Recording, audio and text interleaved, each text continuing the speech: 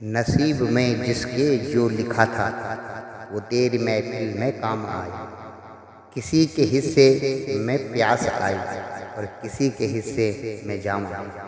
नमस्कार मित्रों, मैं गौतम सिंह बिष्ट उत्तराखंड से आपसे मुखातिब हूँ और उत्तराखंड यूट्यूब हिलांसी चैनल में आपका स्वागत है।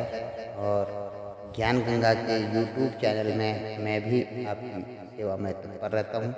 और मित्रों, जैसे कि आप जानते हैं कि माता श्री अब 85 अबव हो चुकी हैं और बहुत ही वृद्ध हो चुकी हैं।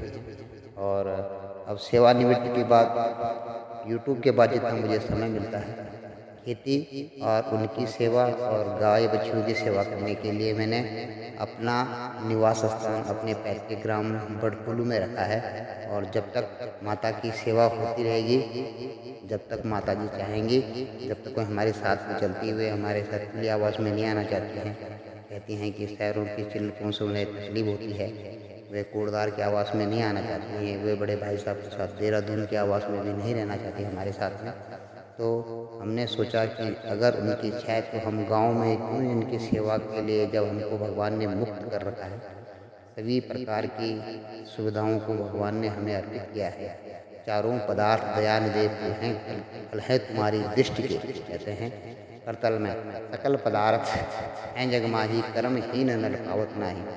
और माता पिता की सेवा जिस पुत्र के भाग में होती है, सुनो न जननी सोई सुत बड़ भागी, जे पितु मातु चरण अनुरागी।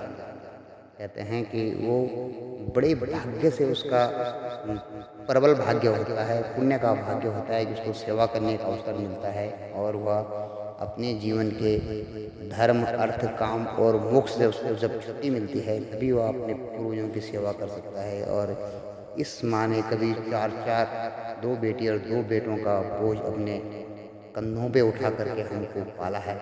यूँ कहें कि हमारे पिताश्री भी सेना में थे और सैनिक जीवन उस समय पर बहुत ही कठिन जीवन होता था।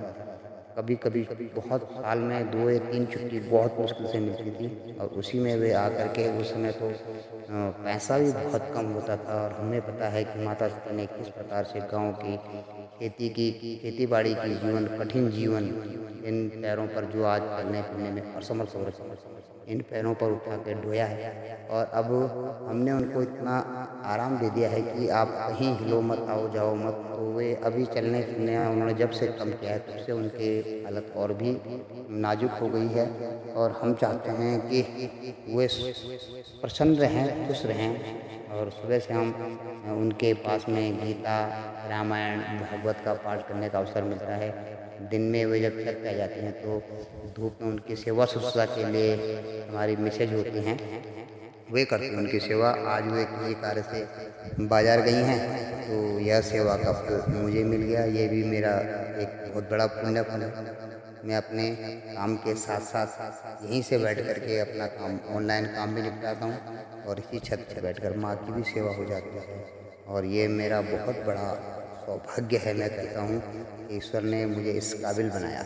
कई बार क्या होता है, माँ भी होती है, पुत्र भी होता है, धन संपदा भी होती है, लेकिन मन के अंदर संतोष नहीं होता। और पैसा कमाएं, थोड़ा और कमाएं की दौड़ में व्यक्ति भागता रहता है और उसको संतोष नहीं होता।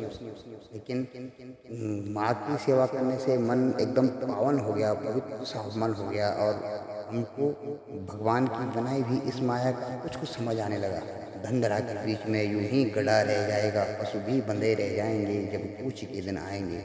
स्त्री भी द्वार पर साथ देगी तेरे, मित्र भी मरघट से आगे मुंह नहीं दिखलाएंगे, जब खेल ही इतना है।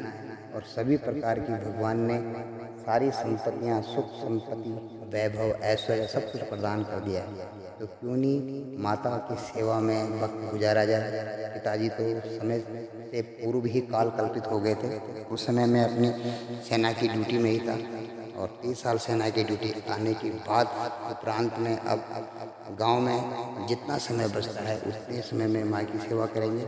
और जब माँ का शरीर शांत होगा, उसके बाद ही हम अगली जगह कहीं बसने की सोचेंगे, क्योंकि शहरों के आवास मुझे भाते नहीं।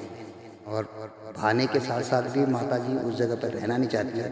तो जब तक माताजी हमारे साथ नहीं रहेंगी, तब तक हम शहरों के आवास को हमने बिल्कुल त्याग दिया है। यूँ कहें कि एक ऋण के समान है हमारे लिए। वे हमारे आवासों में जो भी व्यक्ति वहाँ पर रहता है वो उन्हीं के सपने हैं, वही उसके मालिकाना